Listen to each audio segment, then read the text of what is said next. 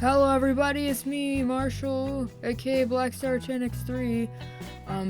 We're doing a video on Fullmetal Alchemist because that's what you guys all voted on, was Fullmetal Alchemist, and I have the first volume. Let's go! Fullmetal Alchemist was a manga made by Hiromu Arakawa and was first released in like 2001. In Japan anyway. My main exposure to this story was like through the 2003 anime, which I honestly really prefer story-wise, like really do.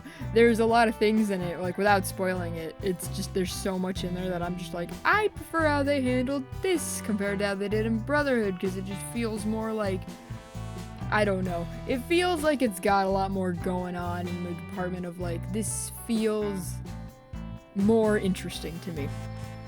Like, the big baddie behind the homunculi just piques my interest way more. Like, it feels more mystical and insane compared to Brotherhood, where it's just like, this feels like almost too normal. I don't know if that makes sense.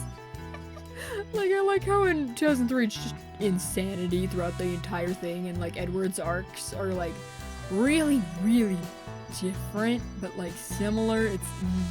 It's very interesting. I've tried to sit down and watch Brotherhood like a few times over the years, and I've never actually fully watched Brotherhood. I've definitely finished the manga, like, at one point or another. Like, I've read the entire manga. It was way back when. I want to say it was still releasing, probably. Because it was back when, like, my family would go to the library all the time, and I slowly read the entire Fullmetal Alchemist series, and there are a lot of books. There's like 30, I think, and I got through them all at one point or another. So this was like a childhood thing for me. This was along with like Death Note and Soul Eater. They were childhood watches and reads, which I think is funny considering just how much, looking back, these probably shaped my personality. I didn't end up reading Death Note manga until like very recently, and oh my god, it's like so stark how different like some shit is, and like, compared to the anime. Soul Eater I've never fully read through all the way, so like I want to say Fullmetal Alchemist is like the first like long-running manga that I actually like finished, which is like bonkers to think about. So to describe like the premise of this story, there's this magic science mixture called alchemy, and you can think of it kind of like baking, except with anything and not just food. You just need the materials to make the final product. You just need the materials to make something, and you can transmute it into the final product by forcing all the individual parts into the final product. The important focus in the first chapter is establishing you can't make something out of nothing. Something of equivalent value must be lost. An overarching thing in the story is equivalent exchange, which I feel like 2003 has a very interesting take on it, and I kind of prefer 2003's take on it, but each iteration with 2003 compared to Brotherhood / the manga, which the manga and Brotherhood are different in a few areas, but like overall the approach to equivalency is very different between the two sources. I'll spare you like a full-blown 2003 rant, but yeah, it is my favorite version of this story. If you'll take anything from this video, please listen to the soundtrack of 2003, because oh my god, it's so good. Alright, so story time. What happens in Fullmetal Alchemist Volume 1? Basically, we're established who Ed and Al are, which they are these two children who lost pieces of their body while trying to revive their mummy. Alphonse lost his entire body and is now a suit of armor, and just a suit of armor. And Edward lost his arm and leg. So, and they're going on a quest to find this magical MacGuffin stone called the Philosopher's Stone, which doesn't need equivalency, supposedly. And they go to this town. I don't know what the town is called. Shit. But they go to this town, this desert town, and they're looking for the Philosopher's Stone, which there's a rumor that there might be there, because their priest / pastor guy is doing, quote, miracles, but they're actually just alchemy, and these these guys don't know what alchemy is, really. So it's established, like, oh yeah, Ed and Al are kind of special with how they do alchemy. Like, Edward doesn't need a circle to transmute, and that's a special little thing. He's also what is known as a state alchemist, which is basically a military division in this world. So they confront Mr. Priestman, and Mr. Priesty-Man admits that he's trying to start a war, which is all sorts of interesting. He wants to become the dictator of this place with the religious propaganda, which just, that sure is like a story choice, I will say that, like, dang. Like, one thing I was thinking about looking back on this is I'm like, it's pretty clear why I've never really been too big on religion as a kid when I read FMA's first chapter, and it was all about a twisted sense of godhood and religion and all of it and how it's messed up and people will use it to abuse others. And I'm like, and then you compare that to real life and you're like, yeah. And then you got Ghost Hunt, which is an anime where there's a bunch of different, like, it's not like the focus, but there's a lot of, like, different denominations of, like, believers in whatever, and each of them are kind of treated as, like, an equal real thing. Like, there's a monk, and there's an American, he's an Australian priest, and both of them, like, both of their powers work equally, which is very interesting. And then there's, like, I don't know if Naru is an atheist, but, like, there's, like, real gods in that one. They vanquish one in the last arc, but whatever. Like, and then you got Pokemon, and it's, like, the alpaca stuck in a fence is the god. And then you got Death Note, where literally the entire thing is about, like, abusing godhood and a human thinking that he's a god and, like, treating people like garbage and doing whatever's necessary to become a god. It's like, yeah, it makes sense why, I was like, yeah, religion ain't really my thing. Oh dear. What's really interesting to me is I'm really not used to the story being told in this way. So 2003 and Brotherhood, I'm pretty sure tell shit out of order. Brotherhood does this stupid thing where I'm pretty sure they adapted a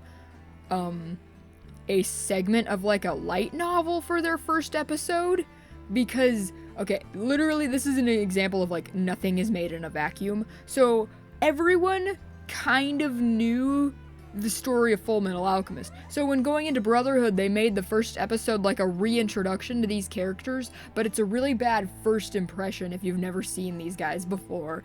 And then they, like, try to tell the story from the perspective that you don't know what's going on back into, like, episode 2 and 3, I think.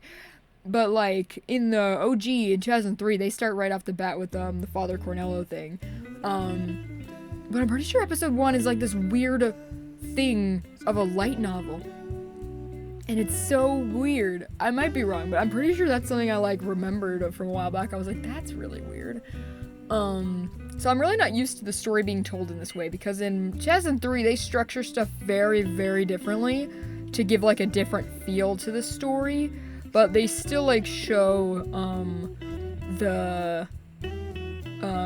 they still show the story with, like, Father Cornello first, I believe.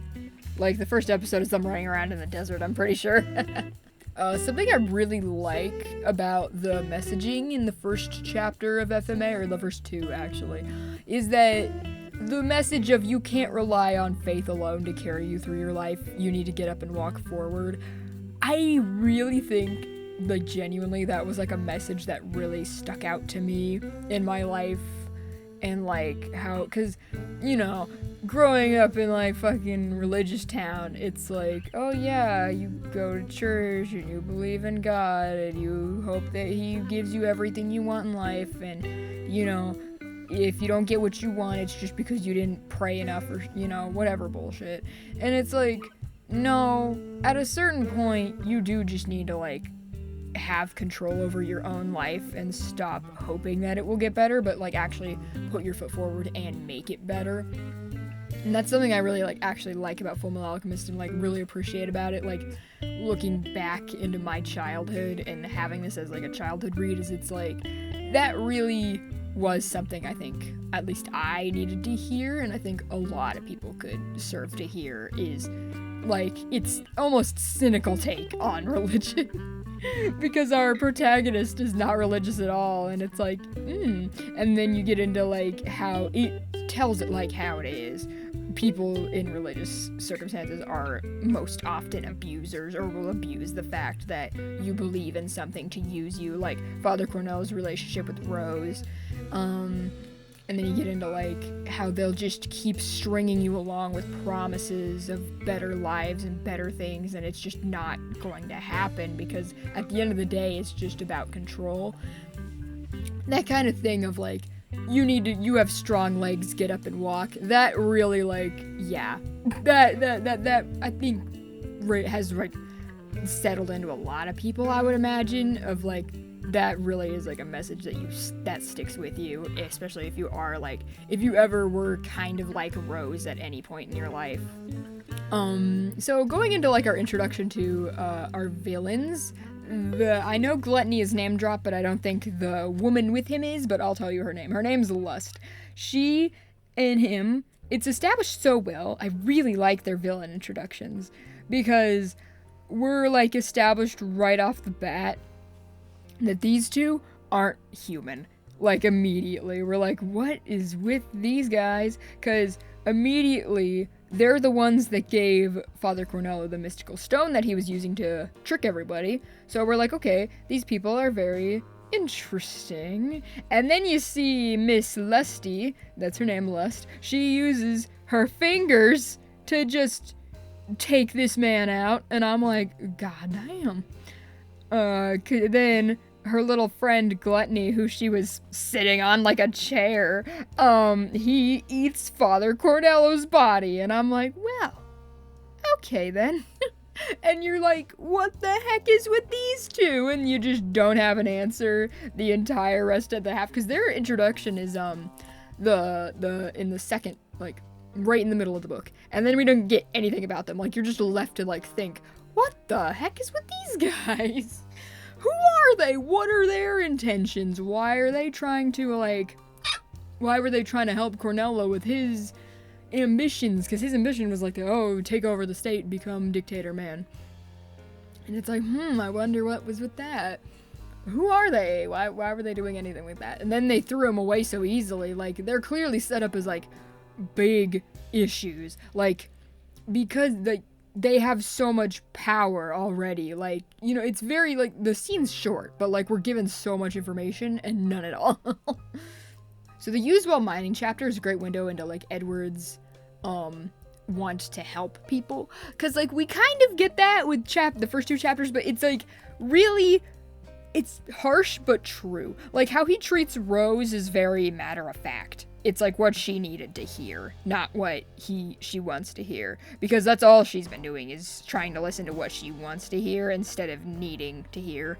Because she's not dealing with her grief properly. She's not actually processing her her fiance's death. Because the girl Rose, in the first two chapters, Cornello was controlling Rose through promises of bringing back her fiance.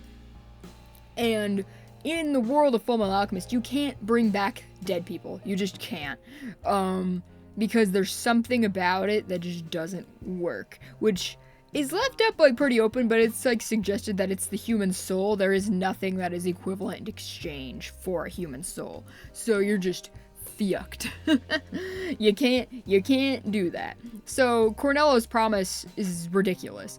And Ed and Al know the pain of trying to bring someone back through human transmutation, which is forbidden. In the laws of the world, it's forbidden. In the alchemy laws, it's forbidden. You shouldn't and you can't do that. So Cornello's promise is just stupid and silly, obviously. And Rose is trying her best to just believe it and believe it and believe it. And he's yeah. Just believe me and everything will be great. Just pray and everything will be great. And she's falling into it because that's what she wants to hear. And Ed's very no, I'm not gonna tell you what you want to hear. You need to face reality, Rose. And it's like, it makes Edward feel very, I don't know how to say it, mean. Like, I think, in my opinion, it's very, like, warranted mean. It's not tough love, I hate that term, but it's like, he's just saying, like, what she needs to hear at this point, because she can't run away from it any longer. She can't run away from the truth. She can't run away from, like, the realness of shit. So, when you switch to the Usewell mining chapter, it really shows Edward's actual compassion, because we were very much, like, missing that in the first 2 chapters. Like, I think the first 2 chapters are really good. It, like, leads into, like, we are learning more and more about Edward as the story unravels. Like, all his characteristics aren't just slapped us in the face. So in the 3rd chapter, it's like, oh, he is compassionate in that, and he's also very diplomatic, we'll say, with dealing with them. So in this chapter, they're in the mining town, and he's sent there as a state alchemist to go scope out the mining town because it's a little weird. And Yoki, one of the lieutenants in the military, is running it like a dictator. What's really interesting is how often this series touches on political power. So this guy, Yoki, he's taxing the crap out of people. They can't pay it. They're struggling. He burns down an inn because they're being, like, rowdy. And Edward tricks this man with diplomacy, basically. He's like, he makes fake gold and gives it to Yoki in exchange for the rights to the mining town.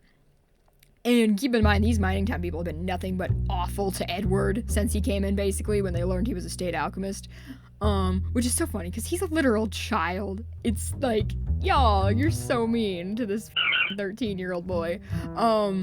So that he's, like, been treated like nothing but crap by these people, and they're like, alchemists are for the people, and you're terrible. And Edward's like, And so he tricks Yoki into getting the rights to this town, and then gives the rights back to the townspeople, and they're all like, woohoo!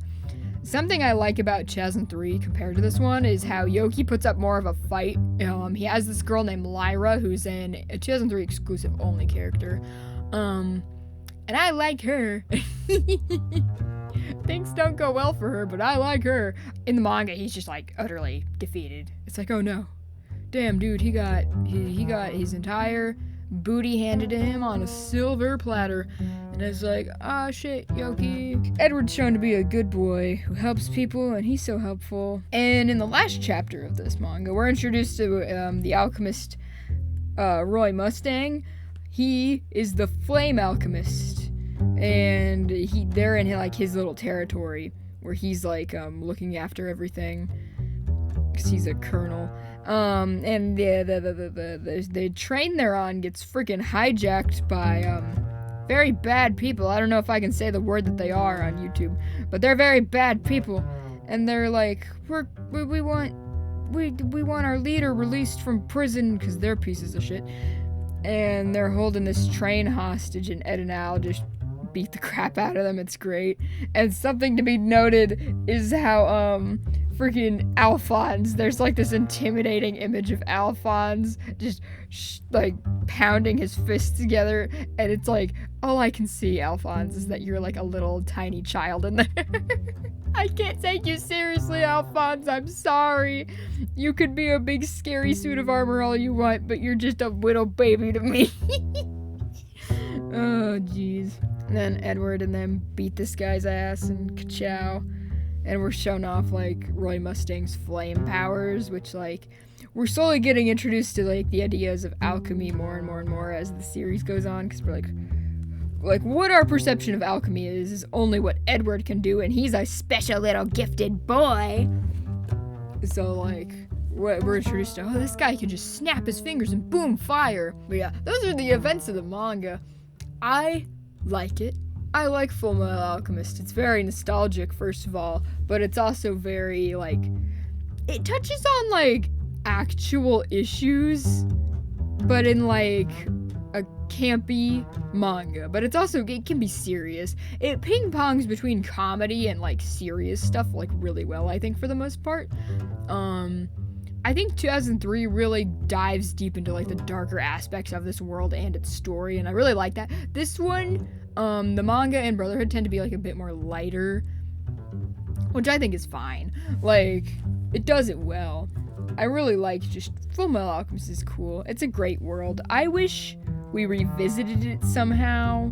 Like, I know Brotherhood exists, and it's like the perfect quote unquote like version of this story, but I really do wish somehow we could just have Fullmetal Alchemist back. I don't know. I miss Fullmetal Alchemist. I miss it. It's and then you can't like stream 2003 like anywhere.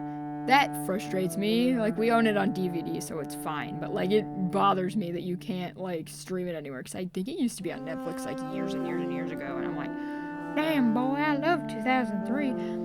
But like, I don't know. Like, if I were to offer any specific recommendations of how to watch / consume Fullmetal Alchemist, I'd probably assume to read the manga first, and then watch 2003, and then watch Brotherhood. Because Brotherhood, I feel like, assumes you've seen 2003 on many occasions. Like how in the first episode they literally are like, you know these guys. You know these guys. And it's like, first time viewers do not know these guys, actually. Yeah, I like Fullmetal Alchemist. It's good. It makes me happy. It's nostalgic childhood memory fun. And it's got a great art style. It's like a very... I don't know how to describe the art style. Alphonse is drawn great all the time. I'm like, I would go insane if I had to draw Alphonse this much, because he's such a detailed character. And he's like a very expressionless character too, to have like as your secondary main character. Like, that was a choice, and I appreciate that choice. And then like Edward is such a fun protagonist. Like, again, to bring up 2003 for the millionth time, I really like his arc in 2003, but I also like how he's handled in the manga too. Like, he's a very fun character, and it's fun watching him mature into like a more grown-up little guy. Like, he's already so grown up in a way, but you get to see him like actually fully grow up. It's great. And then like they have like great hijinks. Like, the plot is really fun to read. Like, it doesn't feel like a chore to read Fullmetal Alchemist. Like, and that you can definitely feel that way about some manga where it's like, this is a slog, you know? Like, you hit that mark and you're like, ugh. Like, I think there is a point in the manga where I'm like, this isn't my favorite. But like through like the first portion of it, it's like really, really, really good. So yeah, overall, I'd recommend Fullmetal Alchemist. If you've never read it, I would be surprised, but like, if you haven't read it, you should read it. And if you haven't watched 2003, you should watch it. And if you haven't watched Brotherhood, same. But yeah, tell me your thoughts. And how about if we get this video to 30 likes, I'll review the second volume, because I have that. And we can all party together and have a Fullmetal Alchemist party. Hooray! You can be Edward, I will be Alphonse. So, we'll see you guys next time on whatever video I decide to make on this kind of review series. Bye-bye.